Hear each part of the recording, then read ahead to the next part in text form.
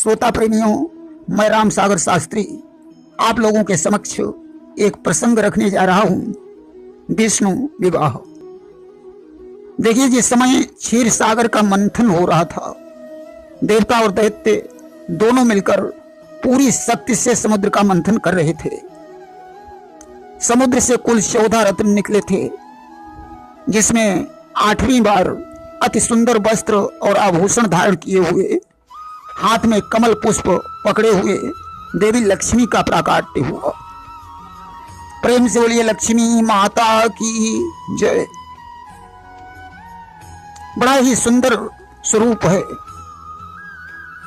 कि जिनके स्वरूप की सुंदरता रति के मान को घटाती थी, उनके उजले मुख को लख कर शशि प्रभा मंद पड़ जाती थी।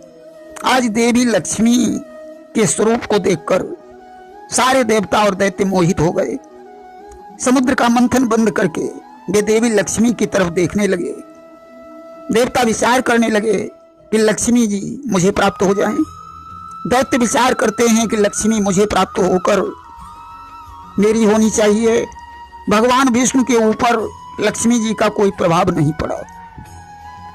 लक्ष्मी जी ने विचार किया, मुझे प्राप्त करने की खातिर देवता और दैत्यों के बीच युद्ध हो सकता है। उन्होंने दोनों को सावधान करते हुए कहा, मुझे कोई जबरदस्ती ग्रहण नहीं कर सकता है। इतने लोगों में जो सर्वगुण संपन्न होगा, मैं उसी के साथ अपना विवाह करूंगी। इसलिए आप सब लोगों से मेरा निवेदन है कि कतार बनाकर बैठ जाइए। मैं जिसे चाहूंगी उसी के गले में जयमाला डाल दूंगी। लक्ष्मी जी के वचनों को सुनकर देवता और दैत्य कतार बनाकर बैठ गए। ऋषियों के हृदय में भी ऐसी भावना थी कि लक्ष्मी जी मुझे प्राप्त हो जाएं, इसलिए वे भी कतार बनाकर बैठ गए। लक्ष्मी जी ने जयमाला लेकर दैत्यों की कतार का एक चक्कर लगाया और विचार करने लगी कि राक्षस तो पापी हैं, इसलिए इनके पास रहना उचित नहीं है। ऋषियों की कतार में पहुंची, विचार करने लगी, ये ऋषि लोग बड़े क्रोधी होते हैं, थोड़ी ही गलती पर श्राप दे देते हैं, इसलिए मैं इनके पास भी नहीं रह सकती हूं। अब वे देवताओं की कतार में पहुंची, विचार करती हैं, जब इन लोगों पर विपत्ति पड़ती है तब ये भगवान विष्णु की शरण में जाते हैं, अतः इन निर्बलों को स्वीकार करना ठीक नहीं होगा। उसी समय पृथ्वी ने प्रसन्न होकर एक दिव्य सिंहासन प्रदान किया, जो मणियों से जटित था। लक्ष्मी जी उस सिंहासन पर विराजमान हुई। गंगा यमुना आदि पवित्र नदियां स्त्री रूप में होकर स्वर्ण कलशों में जल भरकर वहां उपस्थित हो गईं। कामधेनु के दूध, दही, घी, गोबर और मूत्र से पंचगव्य बनाया गया। पृथ्वी ने पंचगव्य और तीर्थों के जल से लक्ष्मी जी को स्नान करवाया।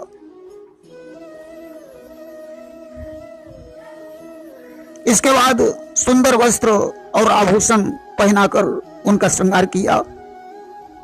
हाथ में सुंदर जयमाला है कि जयमाल सुशोभा देता था कोमल कमलों से हाथों में, चलती थी मंद मंद चितवन, क्या जादू था उन नजरों में। अब लक्ष्मी जी ने सर्वप्रथम पितामह ब्रह्मा की तरफ देखा, विचार करने लगी, ब्रह्मा जी तो वृद्ध हैं, इसलिए इनका वर्ण करना उचित नहीं है।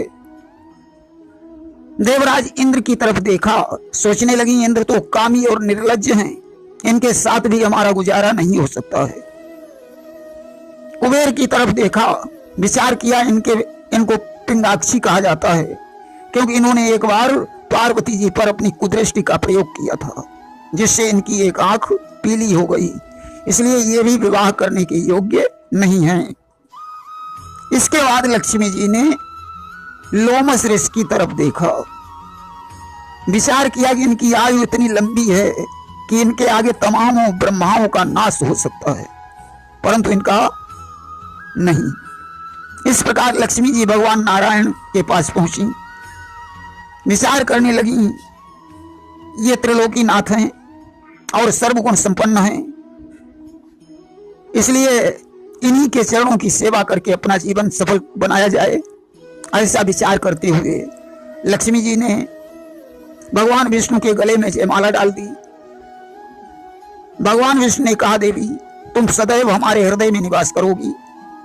यह देखकर देवताओं और दैत्यों को प्रसन्नता हुई।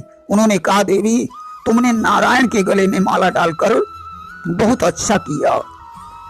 उसी समय मनुष्य रूप धारण करके समुद्र आ गया।